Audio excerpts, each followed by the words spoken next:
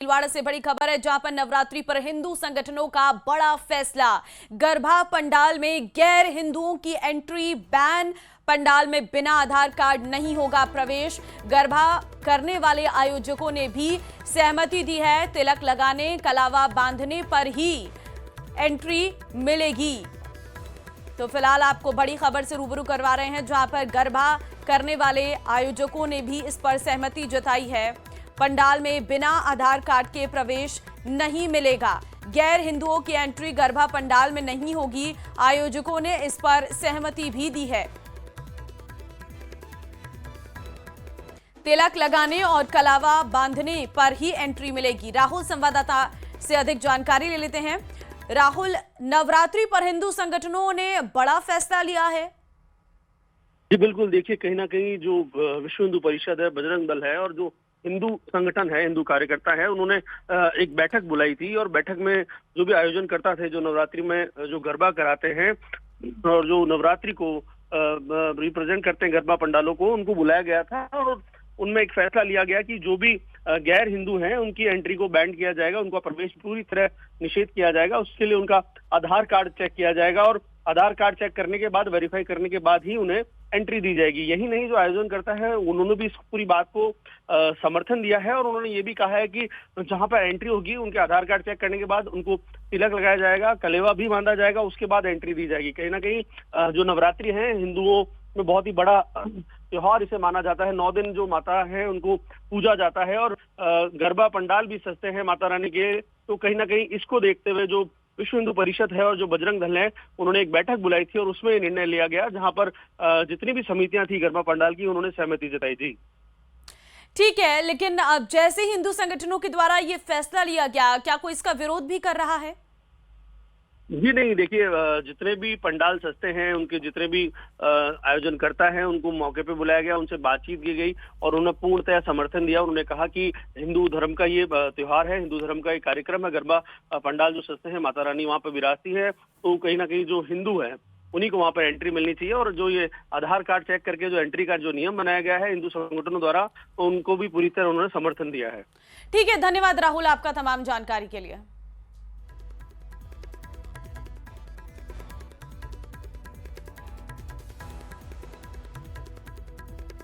पाली से बड़ी खबर आपको देंगे। मुंबई क्राइम ब्रांच की बड़ी कार्रवाई देखने को मिली है। आरोपी से 2 किलो 772 ग्राम सोना मिला है। 867 ग्राम चांदी बरामद की गई है। 3 आरोपियों को पुलिस ने गिरफ्तार किया है। आरोपियों में नगर पालिका फालना का नेता प्रतिपक्ष भरत भी शामिल है और मुंबई से 4.5 करोड़ के आभूषण कैश चोरी का ये खुलासा हुआ है। आरोपियों ने मुंबई से 8 सितंबर को 3,53,000 नगद और सोने चांदी के आभूषण चुराकर ये फरार हुए थे। पुलिस अधीक्षक आदर्श सिद्धू के निर्देशन में ये कार्रवाई संपूर्ण की गई है। तो मुंबई क्राइम ब्रांच ने ये बड़ी कार्रवाई की है।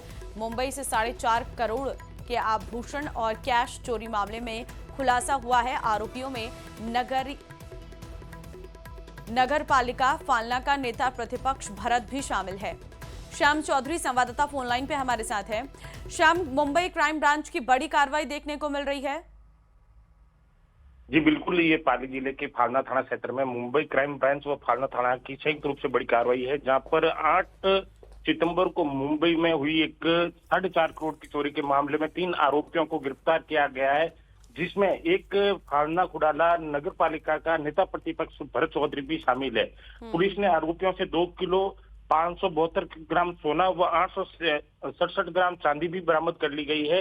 अब तीनों आरोपियों को गिरफ्तार करने के बाद फालना पुलिस ने मुंबई क्राइम ब्रांच को इन आरोपियों को सुपुर्द कर दिया गया है, जिनसे पूछताछ के बाद आगे की कार्रवाई की जाएगी। जी ठीक है, बहुत धन्यवाद आपका तमाम जानकारी देने के लिए श्याम।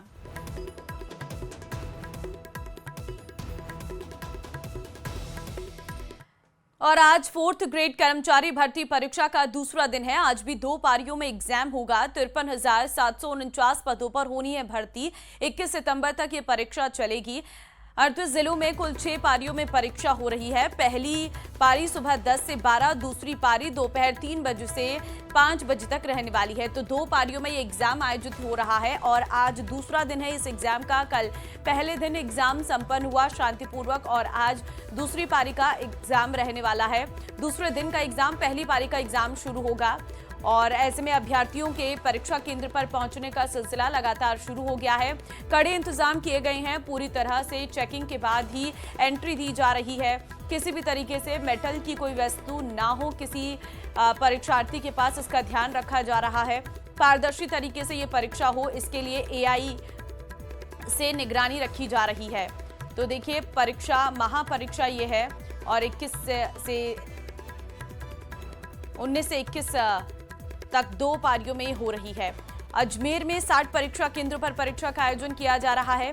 दूसरे दिन भी करीब 35,000 परीक्षार्थी पंजीकृत हैं और परीक्षा केंद्रों पर कड़ी सुरक्षा व्यवस्था की गई है। पुलिस सुरक्षा जांच के साथ ही एडमिट कार्ड से फोटो का मिलान और अंगूठे के निशान से परीक्षार्थियों की जांच की जा रही है, जिससे कि वो निष्पक्ष और शांतिपूर्ण रूप से परीक्षा दे सकें।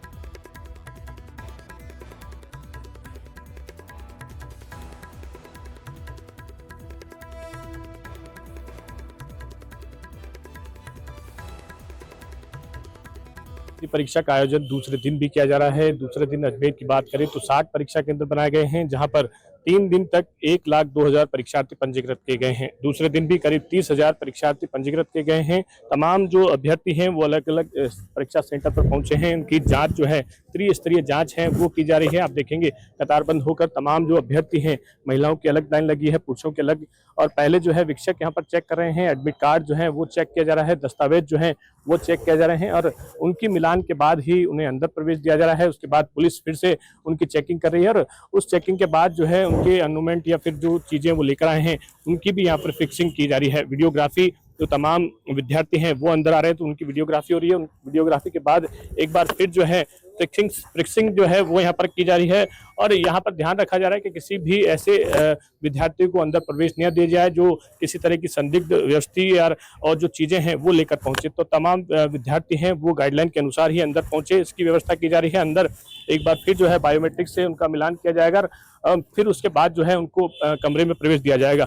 10 बजे से ये परीक्षा शुरू होगी जो 12 बजे तक चलेगी और दूसरी पारी की जो है 3 बजे से 5 बजे तक होगी। तो सुरक्षा के कड़े इंतजाम किए गए हैं और शांतिपूर्ण रूप से परीक्षा का आयोजन हो, इसकी तैयारियां यहाँ पर पूर्ण की गई है और इसी के माध्यम से परीक्षा का आयोजन कराया जाएगा। कैमरा पर्सन कौशल सार के साथ अशोक सिंह, न्यूज़ 18 अजमेर।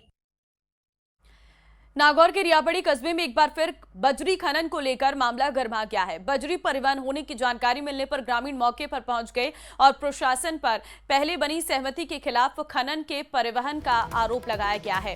सूचना पर नगरपालिका अध्यक्ष गिरधारी लाल माली भी मौके पर पहुंचे और इस दौरान रियाबड़ी तहसीलदार और नगरपालिका अध्यक्ष के बीच तीखी नोकझोंक हो गई है, जिसके बाद अध्यक्ष ने आरोप लगाया कि तहसीलदार डेगाना सीओ द्वारा उनके साथ मारपीट की गई और उनके कपड़े भी फाड़ दिए गए, जिससे लोगों में भारी आक्रोश फैल गया।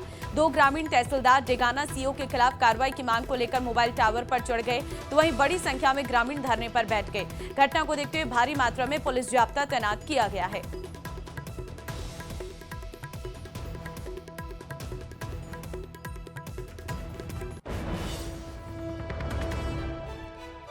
तो बजरी खनन और परिवहन के खिलाफ ग्रामीणों में आक्रोश देखने को मिल रहा है। नागौर से खबर आपको दे रहे हैं, जहां पर नागौर के रियाबड़ी कस्बे में एक बार फिर खनन को लेकर मामला गरमा गया है। बजरी परिवहन होने की जानकारी मिलने पर ग्रामीण मौके पर पहुंच गए। प्रकाश संवाददाता फोन लाइन पे इस वक्त हमारे साथ है। प्रकाश, बजरी खनन का मामला जो लगातार गरमाता जा रहा है, अभी क्या माहौल शांत है? जी, अभी एक बार का माहौल शांत हो गया है। बाकी सुबह आज 10 बजे बड़ी संख्या में लोग पंचायत समिति कार्यालय पहुंचकर वहां धरना देने की बात पर रात को एक बार की सब लोग घर चले गए। वहीं अभी भी 2 युवक हैं जो टावर पर चढ़े हुए हैं। आपको बता दें कि कल रियाबड़ी के अंदर एक जो धर्मकांटा है बजरी का, जहाँ स्टॉक लगाया जाता है, वहां पर से जो बजरी का जो परिवहन है वो शुरू कर दिया गया था, जो पूर्व में प्रशासन द्वारा बंद करवाया गया था।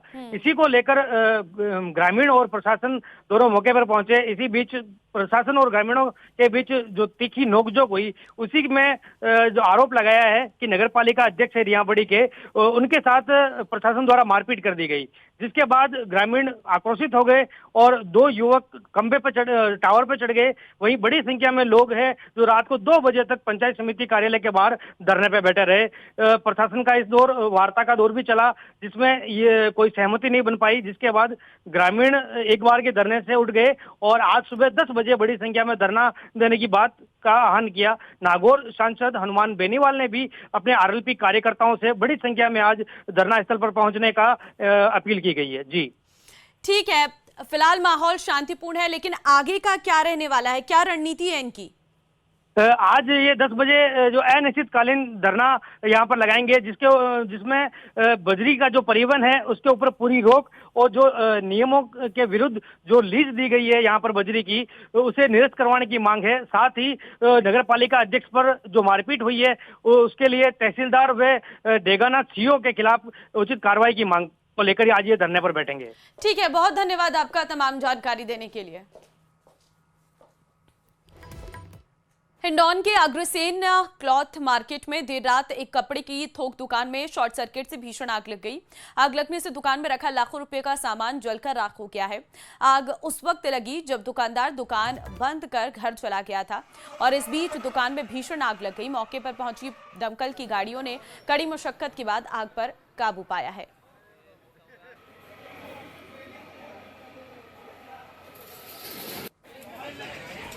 तो दुकान बंद करके घर गया हुआ था दुकानदार और दुकान में आग लगी। आप देख सकते हैं भीषण लपटें आपको नजर आ रही होंगी। रात की ये घटना है। दमकल को मौके पर बुलाया गया, आग पर काबू पाया गया। शॉर्ट सर्किट से आशंका लग रही है आग लगने की, लेकिन लाखों का कपड़ा इस पूरे आग की भेंट चढ़ गया है।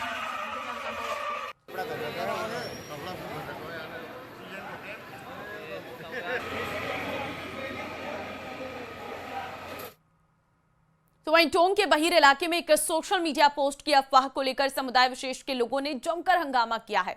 एएसपी ब्रजेंद्र सिंह के नेतृत्व में मौके पर पहुंची पुलिस ने हालात को संभाला और लोगों को सख्त कार्रवाई का आश्वासन दिया। हालांकि एएसपी ब्रजेंद्र सिंह के मुताबिक पूछताछ में फिलहाल किसी तरह की कोई विवादित पोस्ट सामने नहीं आई है, लेकिन पुलिस ने एफआईआर दर्ज कर कानून के दायरे में सख्त कार्रवाई करने की बात कही है। फिलहाल मौके पर शांति है, लेकिन एहतियात के तौर पर 5 थानों की पुलिस तैनात की गई है। साथ ही पुलिस ने लोगों से सोशल मीडिया पर किसी भी तरह की अफवाह पर ध्यान नहीं देने की भी अपील की है।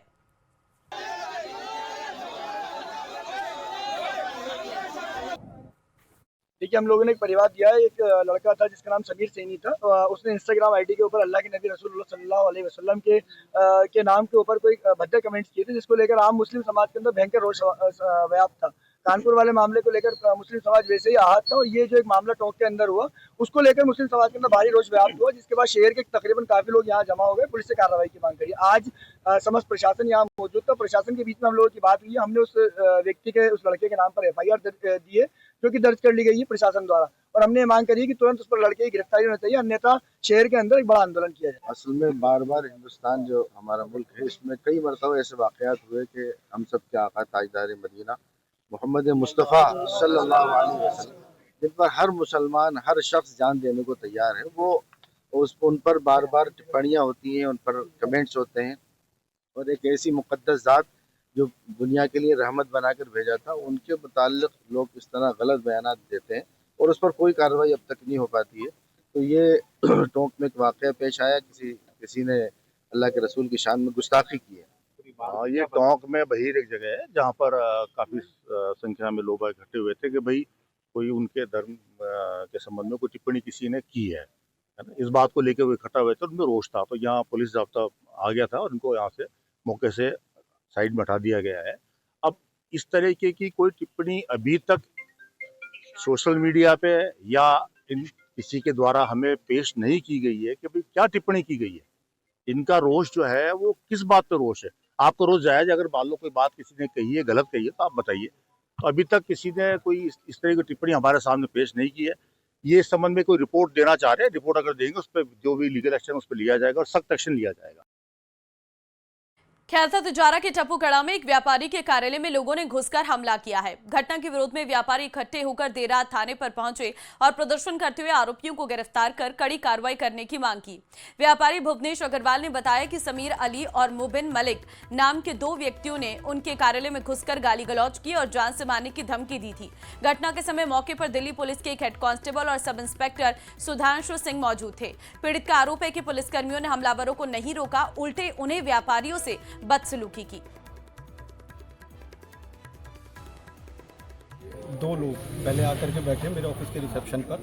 मैंने उनको बाहर वेट करने के लिए बोला। जनरल बोलता है कोई क्लाइंट अंदर बैठा था, वो बाहर बैठ गए। फिर 2 दिल्ली पुलिस के साथ लोग आए, उन्होंने बिना वेट किए सीधे कमरे के अंदर आ गए और मेरे साथ गलत तरीके से कि आप इन्वॉल्व हो, आप फ्रॉड कर रहे हो, आप बैंकिंग फ्रॉड कर रहे हो, आप जीएसटी फ्रॉड कर रहे हो, आपकी मेल आईडी डली हुई है, आप लिप्त हो और इस तरीके के आप काम कर रहे हो, आप चलो आपको सीलमपुर थाने लेकर के चलते हैं, वहाँ आपके टिकेंगे तब आप बताओगे, दो करोगे। थाना टप्पूकड़ा पर दिल्ली पुलिस के सीलमपुर थाने से एक सब इंस्पेक्टर और एक कांस्टेबल परिवादी के साथ में आए थे, जिनका कोई फ्रॉड का मामला था और उनके यहाँ FIR नंबर 252/2025 दर्ज की गई थी। उसी के अनुसंधान हेतु यहाँ पर आए थे। झुंझुनू पुलिस ने केतुडी नगर थाना क्षेत्र में एक युवक की हत्या का खुलासा करने का दावा किया है। पुलिस के मुताबिक एक नाबालिग ने अपनी गर्लफ्रेंड से छेड़छाड़ का बदला लेने के लिए युवक की बेरहमी से हत्या की थी और उसका शव कुएं में फेंक दिया था।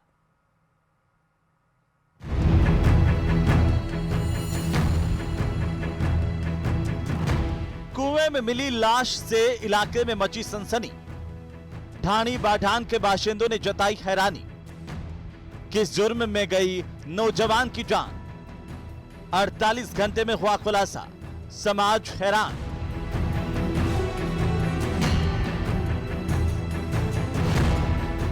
एक वारदात ने जिंदगी की रफ्तार पर ब्रेक लगा दिया। झुंझुनू की ढाणी बाढान के लोग धरना प्रदर्शन करने के लिए मजबूर हो गए।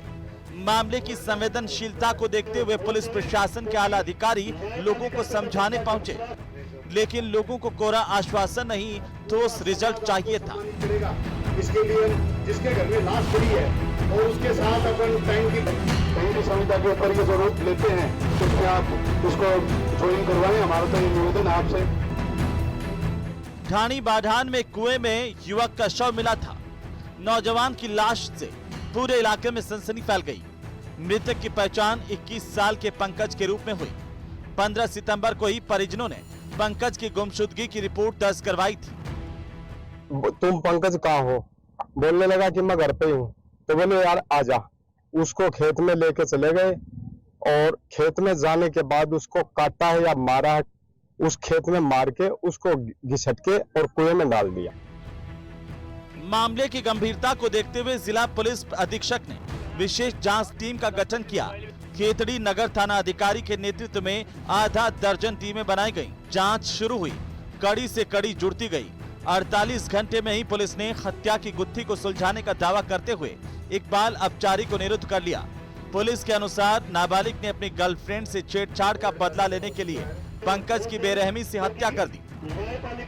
बॉडी मिली थी यहाँ पे कुएं के अंदर, वो मौका विजिट किया। इसी गांव का व्यक्ति था पंकज कुमावत, 20 साल की उम्र थी।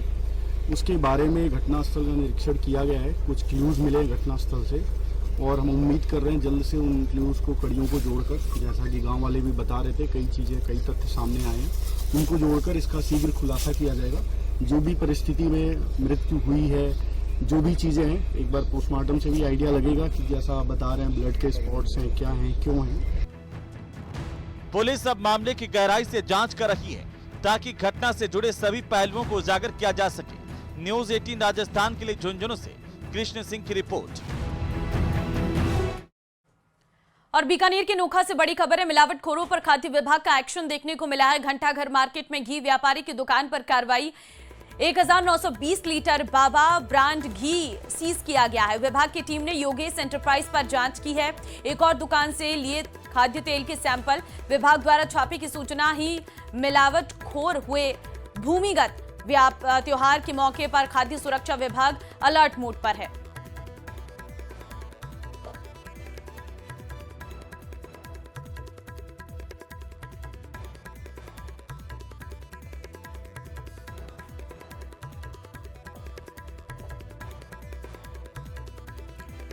न्यूज 18 के editor in chief Rahul Joshi से खास बातचीत में गृह मंत्री अमित शाह ने बताया कि प्रधानमंत्री मोदी के जीवन में संघ का बहुत बड़ा महत्व है और बहुत प्रभाव है। संघ के अनुशासन से ही प्रधानमंत्री मोदी को ग्लोबल लीडर बनाया है। 75 साल का संघर्ष संघ का संस्कार ही है। बात है, जब विजन भी बड़ा है, एग्जीक्यूशन भी इतना बढ़िया है, तो टफ टास्क मास्टर भी रहे होंगे। तो कोई कुछ किस्सा सुनाइए जहाँ पे। ऐसे तो ढेर सारे किस्से आपको सब जगह मिल जाएंगे जी। मोदी जी हिसाब किताब कठोरता से लेते हैं, इसके कारण बहुत नाराजगी भी है। सरकार में मुख्यमंत्री बने तब भी, प्रधानमंत्री बने तब भी, और संगठन का काम करते थे तब भी, मगर कभी भी व्यक्तिगत द्वेष के कारण किसी कार्यकर्ता को डांट डपूट लगाना या सार्वजनिक रूप से उसको अपमानित करना, ऐसा मैंने नहीं देखा।